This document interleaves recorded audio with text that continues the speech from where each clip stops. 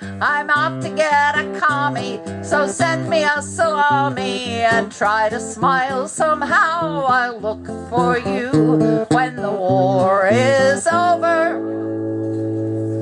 an hour and a half from now.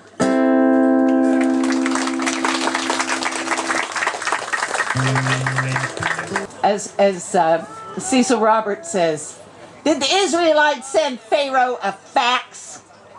Did the Israelites send him an email? No, they did not. They put their feet in the street and they marched. Now, if you do that, sometimes the police will take a dim view of it.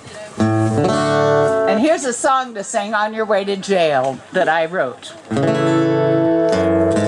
Was it Cesar Chavez? Maybe it was Dorothy Day. Some will say Dr. King or Gandhi set them on their way. No matter who your mentors are, it's pretty plain to see. If you've been to jail for justice, you're in good company. Have you been to jail for justice? I want to shake your hand. Sitting in and lying down are ways to take a stand. Have you sung a song for freedom or marched that picket line? Have you been to jail for justice? Oh, you're a friend of mine. My comrade Jan Hammarlund. Let's see.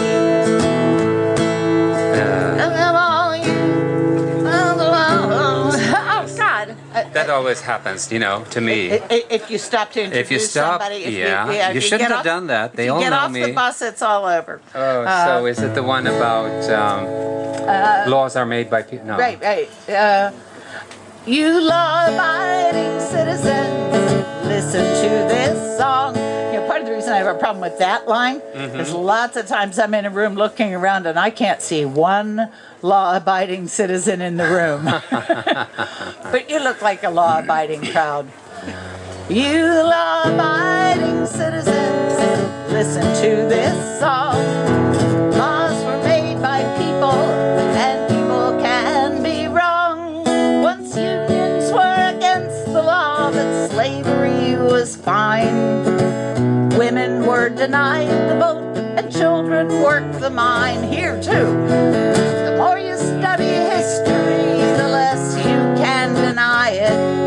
A rotten law stays on the books till folks like us defy it. Have you been to jail for justice? I want to shake your hand. Sitting in and lying down are ways to take a stand. Have you sung a song for freedom or marched that picket line? Have you been to jail for justice? Oh, you're a friend of mine.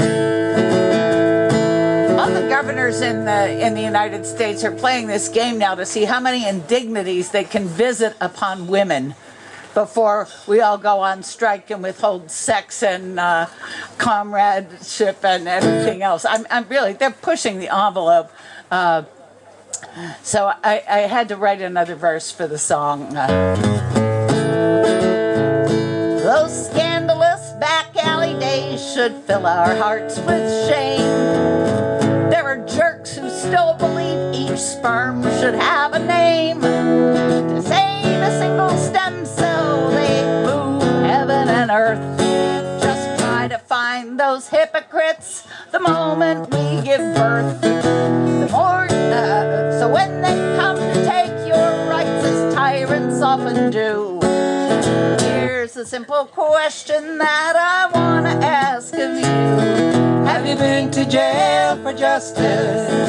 I want to shake your hand. Sitting in and lying down are ways to take a stand. Have you sung a song for freedom or marched a picket line? Have you been to jail for justice? Oh, you're a friend of mine.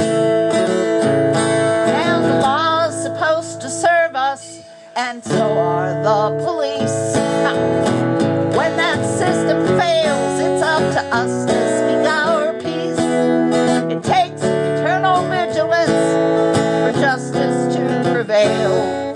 So get courage from your convictions. Let them haul you off to jail. Have you been to jail for justice? I want to shake your hand. Sitting in and lying down are ways to take a stand. Have you sung a song for freedom or marched that picket line? Have you Been to jail for justice? Will you go to jail for justice? Have you been to jail for justice? Oh, you're a friend of mine. Thank you, Jan Hammarlund.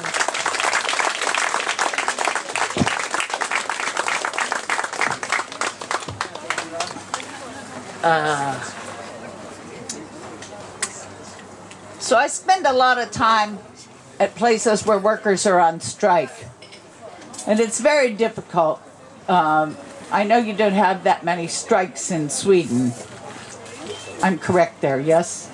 And it's partly because you're protected by unions who, you know, avoid strikes. But in the United States, 13% of people belong to unions, and most of them are working for the government or in the public sector. They don't work for the private sector. In the private sector, it's closer to 8%. So it's very, very different than Sweden. And our rights are eroding all the time. They're after teachers, they're after all public employees. Once they get rid of the public sector, it'll be Katie bar the door. That'll pretty much be the end of the American labor movement. But here's a song I wrote for people who really don't like to sing. No matter what I did, I stood on my head, I practically lit myself on fire, and I couldn't get these guys to sing. And I wrote this song, and it's kind of gotten legs, and it's being sung in a lot of places. And your part is, it's a war on the workers, it's a war on the workers, it's a war on the workers. It's a war on the workers, and it's time we started calling the shots. And I must say, it's a war on the workers in Sweden too. I see that as soon as I heard the verb, I guess it's a participle, amerikanisering, I knew you were in big trouble. And even though my Swedish is very halting, I was listening to the news one night and I turned to my husband and I said, did that guy just say that if we cut taxes for the rich, it will trickle down to the poor? And Julie said, that's exactly what he said. And all I can say, friends, is you're in big trouble. Listen up. We've got a war zone here today. Now are our unions here to stay? These multinational bastards don't use tanks and guns, it's true. They've declared a war on us, fight back, it's up to you. It's a war on the workers. It's a war on the workers.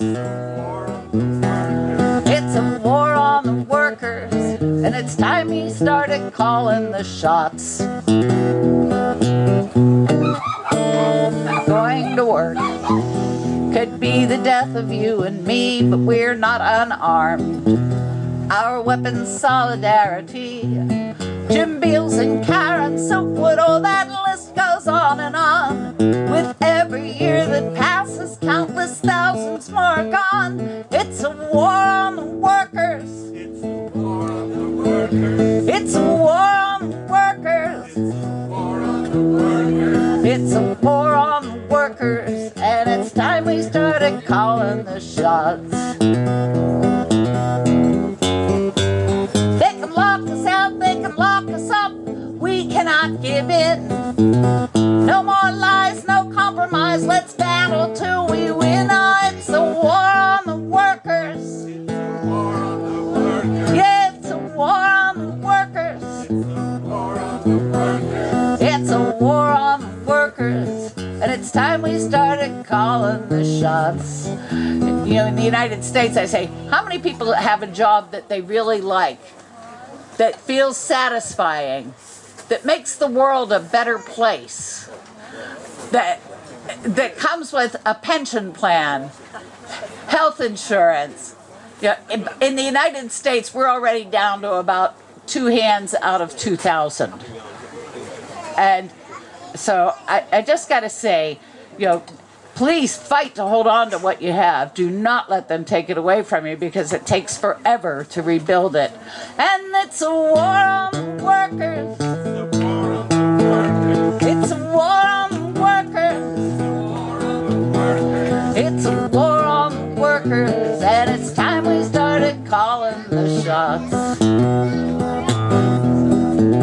When they talk privatization, it's a war on the workers. And cooperation, it's a war on the workers. When they talk flexibility, it's a war on the workers. Every working stiff should see, it's a war on the workers. When they talk WTO, that's a war on the workers. You'd best be screaming, hell no! That's a war on the workers. And what's that TPP, the Trans-Pacific Partnership? Everybody can see that's a war on the workers. It's a war on the workers. Oh, it's a war on the workers. It's a war on the workers. It's a war on the public education system. It's a war on public employees. It's a war on public lands. It's a war on public libraries. Since we passed GATT and NAFTA and IMF and the World Bank and the WTO, and we're heading for the TPP now, it's a war on the workers. It's a war on the workers. Oh, it's a war on the workers. And it's time, sisters and brothers, you know it's time right now. I said it's time we started calling the shots.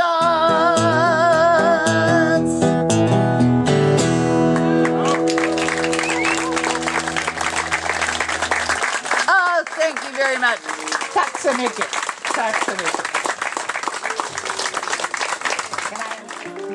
Don't tell me those dogs didn't poop today. I can smell it. Oh, Chris. I'm gonna Brazen hell. yeah.